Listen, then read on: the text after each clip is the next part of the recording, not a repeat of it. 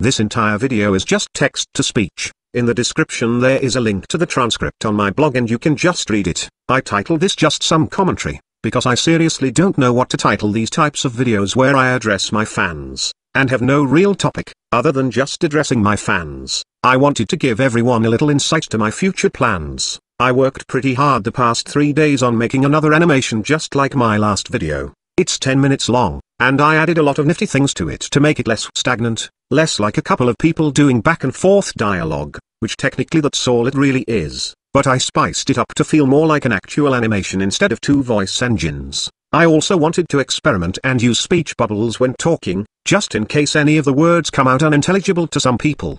The thing is, when I write the dialogue, and I listen to the playback, I know the words that are supposed to be spoken, so I can understand it, but I realize that people who didn't write the dialogue might have a more difficult time understanding it, so I added speech bubbles. The problem is, after rendering the animation, which is made on the website goanimate.com, the rendered video is in 360p, which makes the speech bubble text a little blurry, so I thought about upgrading from $6 a month to the $40 a month plan to allow me to render in 720p. However, as busy as I am making my normal YouTube videos, I don't think I could make enough animations to make a $40 a month payment worth it, and I am not sure I can go back to the $6 a month plan, because that plan is no longer an option. Like, they completely changed the options and business models of the site several times in the past year. That's why I haven't uploaded the new animation. I don't know whether to upload the 360p version, or to upgrade the account so I can render, save to my hard drive, and upload a 720p version.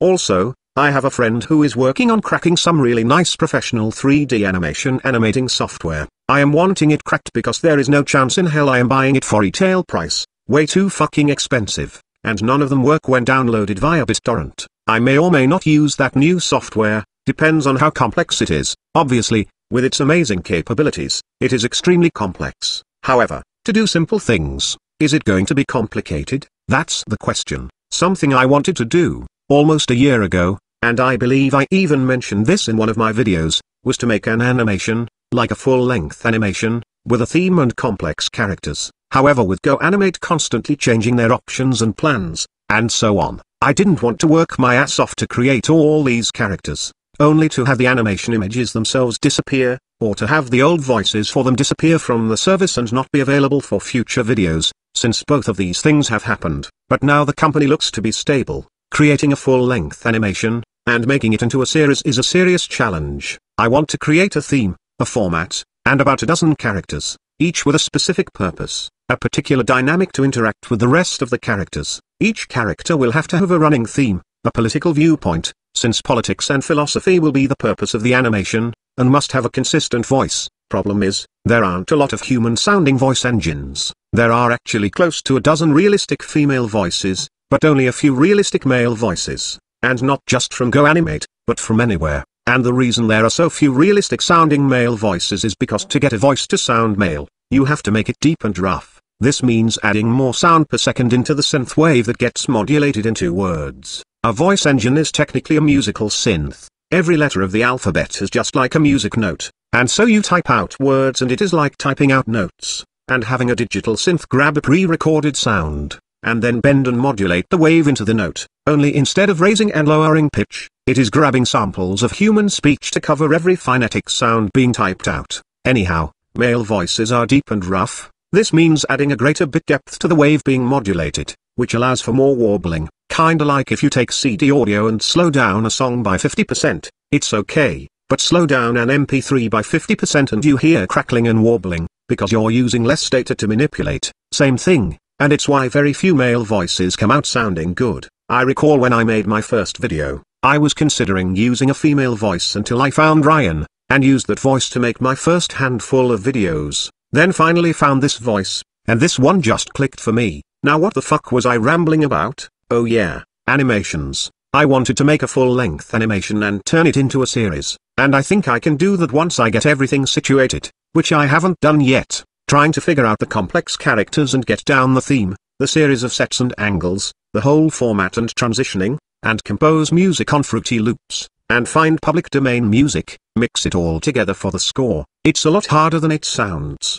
especially when I am coming out with regular content for this channel. But like I said, if I can get my hands on this really high-tech 3D software, I may be able to produce some high-quality animations that is more than two images standing around spouting dialogue. Also, I had meant to be putting out my MGTOW series, however, I got caught up in the whole anarchy/libertarianism thing, and then the Elliot Rodger thing, and I was wanting to address something Thunderfoot said, and I was wanting to pwn Sequester Zone on 2 videos, and then I was wanting to do a collaboration with ChazWoldAlmighty and Ravishing Recruit, and so I just got a lot of ideas and wants that all piled up on me, and now I have to sit back and think about what I am going to do first, and what direction I am going to go in. I haven't decided, and don't get me wrong, I am not sitting here whining about this, I am merely mentioning that I am at a crossroads of what direction I want to go in. Any direction I choose I can assure you will be entertaining and enlightening. Next thing I want to address is the fear some people have had that this whole Elliot Rodger thing will make our movement look bad,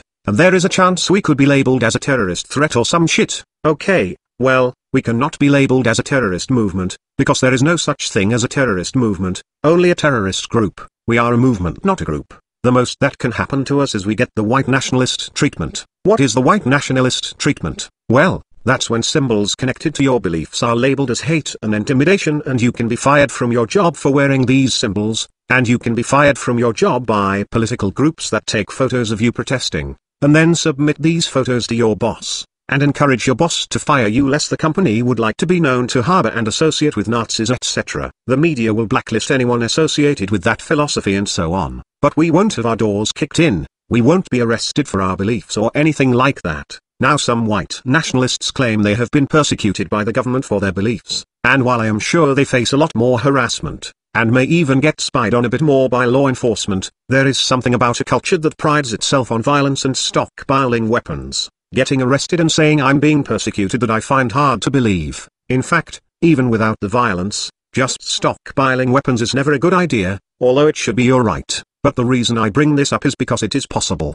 very possible, that our political movement will be placed into the same category as the white nationalists, placed into that category by law enforcement, civil rights groups, profiteering law firms disguised as civil rights groups, the mainstream media, and society at large. But look at it this way, they still have a voice, in spite of the fact there is no ideology more taboo in all of Western culture than white nationalism, in all of its various incarnations and denominations. They still exist, they still speak, they still publish, they still congregate, and they are many times over bigger than our own movement. No labeling us a terrorist movement, whatever that means, is going to stop us. Nothing has stopped them, and it won't stop us either. Making an idea taboo and shunning those who participate in that idea, never actually makes the idea go away. Just like sweeping dirt under the rug doesn't really make the dirt go away, and is a thing you can only do for so long. Political efforts to oppress certain ideas will always fail. The way to destroy a bad idea is to offer the proponents of the idea a platform to speak,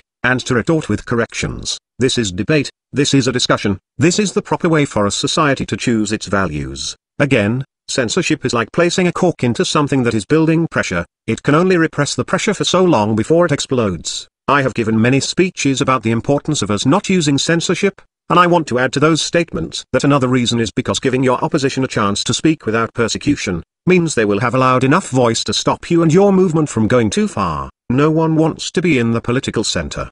The common sense zone as I call it, you see. Movements are guided by their extremists, while the happy suit and tie baby kissing politicians deliver the PR. The moderates make the idea look palatable. The extremists are the engine, and are therefore the ultimate conclusion of a movement. Without opposition, any movement will eventually draw itself forever more extreme until the extremists of today are the moderates of tomorrow. Eventually the movement hits a point where it is so toxic to the society that the society turns on it. When this happens, those whose voice has been suppressed, now becomes the new voice of the people, the new revolution, and of course they will rise to repeat the process. They will silence and oppress their opposition, sweeping them under the rug, and becoming forever more extreme. And this is where we get the pendulum effect. But always offering your opposition a microphone, they will keep you in check, not allowing you to become so extreme. And when you never become too extreme, there is no sharp and sudden uprise against you, only a gentle leaning in the other direction, and then leaning back. And this all works within reason, and leads a society to prosperity. Though there is no perfect balance, that would be stagnation. So long as the issue is an issue, the pendulum will rock back and forth to compensate through trial and error until we get it right. Again, it's only when a voice is silenced through censorship, oppression, does the rule become extreme, and plant the seeds of the oppressed to throw a revolution. That is why when we come to power we must hand our enemy a microphone, give them a platform to hang themselves, make asses of themselves, and to keep us from going too far over the edge, and therefore never give them the power to form a strong tidal wave of revolution against us, silencing us, oppressing us, censoring us, sweeping us under the rug, will only guarantee our victory in the long run, and the long run is all that matters, since by the nature of our situation, victory cannot happen in the short run. Anyhow, men fighting for their rights is already a taboo thing, though it can get one step worse, and here's the controversial thing. I hope it does happen. I am about 95% sure it won't, but I'd like to see it happen. Men's rights being as taboo as white nationalism will only be a good thing for us. It will put a gun to everyone's head and say you can't sit on the fence anymore, you have to make a choice. Stand up for your rights as a man, or throw your fellow man under the bus loudly and deliberately with eagerness and fanaticism. And many of you might say most men would opt to throw men under the bus, and I agree, and that's still a good thing. Feminism and misandry are things that need to bring itself to a head. It has to run its course, and it has to get worse before it gets better. How many of you were brought to this movement because you heard a speech by Paul Elam, Girl Rights What, Barbarossa, or some other MRA? And how many of you are here because you are fed up with the anti-male attitude from our society? Now maybe many of you are here in the YouTube MRM space, because of a speech you heard by some MRA, but let's be real, the beliefs themselves, the disdain for feminism, that wasn't taught to you by any MRA, that disdain was taught to you by women and by feminism. Look at how many members of the online atheist community we have in our ranks, and how many of them would be congregating in the MRM space had it not been for the feminists hijacking the atheist movement, and basically instilling a politically correct zero-tolerance atmosphere. What I am saying is, the harder the feminists push, the more MRAs they create. Feminists can only cut their own throat at this point. I want you to think about how they encourage their fellow woman to believe that everything in this world is rape. Think about the way Laci Green and Jen from those pesky dames claim that if a woman has a drink and consents to sex, it's rape. Pressuring her into sex by calling her a prude is rape, and it's a man's job to know when the consent he has been given has been retracted by reading the facial expressions of a woman who is no longer into this, and so on and so forth. They want everything to be rape, and they tell their female audience that all these different things are rape, and it just enters into our culture. Well, this over time makes it difficult for a man to have relations with women because they are so toxic and looking for any excuse to call you a rapist. Is this a good thing or a bad thing? Both. On one hand it's bad because our brothers are going to be getting locked up a lot more. Finding a woman that isn't a complete selfish monster is going to become more difficult. But on the other hand it's good, because men are walking punching bags. Putting up with abuse and taking it like a man is part of his identity that he takes pride in, so long as the slaps from the female sex are mild, and only sting for a few minutes. The average Joe will man up, and think nothing of it, because men are really good at being silent abuse victims. But when those feminine slaps become masculine jaw-breaking punches to the face, when those slaps become breathtaking kicks to the groin, a man's ability to laugh it off like a real man, and man up, and move on, fades. That ability gets taken away, and men will actually feel victimized and start to fight back. When the political and cultural assault on men amplifies to the point where men can't just toughen up and shrug it off, he will fight back. It will trigger a cultural revolution. Everything feminists do from this point onward can only hurt themselves. Sure, it can hurt men, but not without hurting women. The quotas that muscle men out of jobs will only help to break man as the provider. And as I said, it is fundamental that men break the protector-provider role, since this is the very prerequisite for his enslavement. The more schools become anti-male, the less men graduate college, the less men will hold the jobs to become sugar daddies.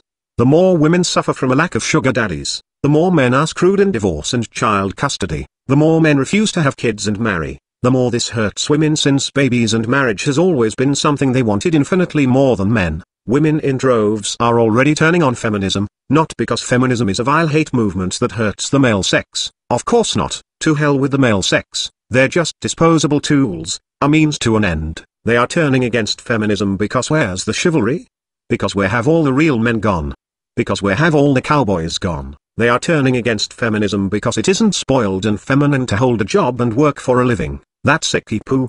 They want to relax at home with a martini while her man slaves his life away for her, and beats his chest like an ape, displaying his masculine role as protector and provider of the princess class. Feminism may hide behind the facade of weakness, claiming that women require trigger warnings when talking about any subject that isn't coffee table gossip, but at the same time they push for women to be in masculine roles. They went from opening the door to have choices men never had, to now forcing women into a role and removing the choice. Women love their femininity, it's how they show off their privileged position, it's a part of their aristocracy, growing their nails long to say I don't have to lift a finger, men will do things for me. Women love the privilege of being the eternal child that never has to grow up and face the brutal hell of reality that men compete and die in. The house is a magnificent jewelry box for the woman, and the woman is a magnificent jewel. Outside of that house is a war zone. Historically, being worshipped as goddess of house and home was a woman's privilege. Running the rat race and climbing the ladder in the war zone outside the house was the role reserved for men. Now women are spending less time in their jewelry box, and more time running the rat race, and it sucks for them. It is alleviating the burden to men, and placing burden onto women. To put it simply, feminism is destroying the option to live life as the spoiled pampered princess class. It was great once upon a time when feminism forced corporations to roll out the pink plush carpet for women. However, that carpet is becoming like walking the green mile as women are basically forced into jobs for survival because parasitically leeching off of man is less of an option, and women are slowly getting shamed for not having a career and career goals. Young boys were always asked, so what do you want to be when you grow up? Because a boy would become a man. Working was mandatory. If a girl was asked what she wanted to be when she grew up, answers such as ballerina, veterinarian, princess, were perfectly acceptable answers that translated to I'm gonna be a stay-at-home wife, and that was just fine. Today when girls are asked what do you want to be when you grow up, the question really does mean how are you going to pay the bills? Feminism is obligating women to take on the burden of manhood. Feminism is turning women forever more toxic and making them more undateable and unmarriable. And the truth is, women have always been toxic and marriage has always been a trap for a man. But when the whole fiasco was dressed up in a lovely masquerade, he was gullible and bought into it. Now that women are showing their fangs, and taking off the mask of innocence, men are seeing women for what they are, and marriage for what it is. The sexual liberation of women is working out great for men. Practically any man can get laid, maybe not every day, maybe not by the class of women he would prefer, and maybe only webcam pussy, but nonetheless, he can get his sexual thrills for pretty much free. Once upon a time if a man wanted pussy, he pretty much had to put a ring on her finger. The sexual liberation of women have worked out for the benefit of men. Muscling men out of corporations to force women into the workforce has hurt the men's chances of a career, but it has obligated the entire female sex to get off their twats and work. It is slowly robbing women of their precious femininity, and alleviating some of the burden of masculinity from men. The venomous hate spewed at men from entitled bitches, is only revealing the beast beneath the mask of feminine beauty that so easily tricks a man's senses. Men feeling pushed are beginning to feel like pushing back. The moderate slaps in the face men receive are becoming masculine punches that encourage a man to fight back rather than to take it in silence as a part of his manliness. Feminism can continue to make it harder for men, but not without making it harder for women too. Feminism, like buildings and exoskeleton creatures, have a limit to how big they can get. The building will eventually collapse under its own weight. The exoskeleton creature will suffocate if it were to grow larger than the Theraphosa blondie. In engineering and in biology we see that a thing, due to the mechanics of how they are made, have a hard limit to the size in which it can be. This is true in psychology as well, or I should say is true in political movements. Since politics is psychological, feminism, as we know it, and due to its psychological mechanics, has hit its plateau a long time ago, and is now harming itself by its continued growth. Men and women are two different types of human, and will thus always battle for dominance over the other. When the pendulum swings back and forth enough times, it will seek a balance, as the male will dominate the female in a masculine way, and the female will dominate the male in a feminine way. A man cherishes his masculine dominance over women, a woman cherishes her feminine dominance over men. The balance is the old-fashioned gender norms. Those norms are not applicable in the modern environment. The greed of the female to have her cake and eat it too, is what put the struggle into motion in an environment that allowed it. This struggle, this feminism,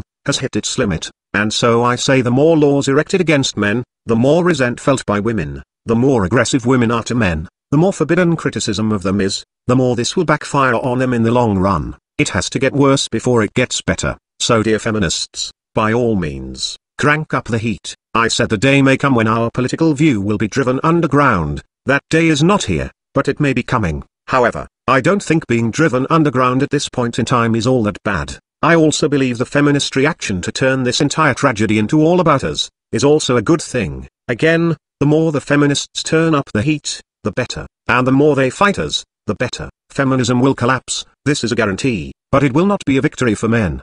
The absence of feminism is not the liberation of men, it is merely a return to the plantation for men. Traditionalism will be the default, men will be the wage-earning slave, the disposable hero to the female sex, shackled by his masculine obligation, and exploited for his masculine ability. Men will not realize this because our culture will deem this role as natural and God-given, and women will reward this subservience with pussy, and men, like soldiers, will march in lockstep with this cultural creed. This is why it is important that we speak now, while the male ear is open to listening to our words. In this era we plant the seeds, in the future our intellectual crop will slowly but surely grow, and in the distant future we will reap the harvest. I have much more to say on this topic, but I will save these things for other videos. Also, people have been wanting me to make a rebuttal to Laci Green's video about Elliot Rodger. However, her points are just the mainstream feminist talking points, nothing unique, and ChazWoldAlmighty has already done a rebuttal to her video, and has said pretty much everything I would have said. I'll link his video below. Also, do you guys like the background in these videos, the leather background? I think the large font on the multi-shaded background is more soothing to the eyes on a long video like this. White text on a black background can eventually cause eye strain. However, rendering a 20-minute video with black background takes my software 10 minutes. Rendering with this leather background takes around 40 minutes because it is 2 tracks plus chroma key. So if no one likes the background, I won't bother using it, because it takes forever for my computer to render. And the reason I don't use it on my back and forth videos is because if the editing is back and forth really fast, it can cause the chroma effect to bleed into the first few seconds of the next cut.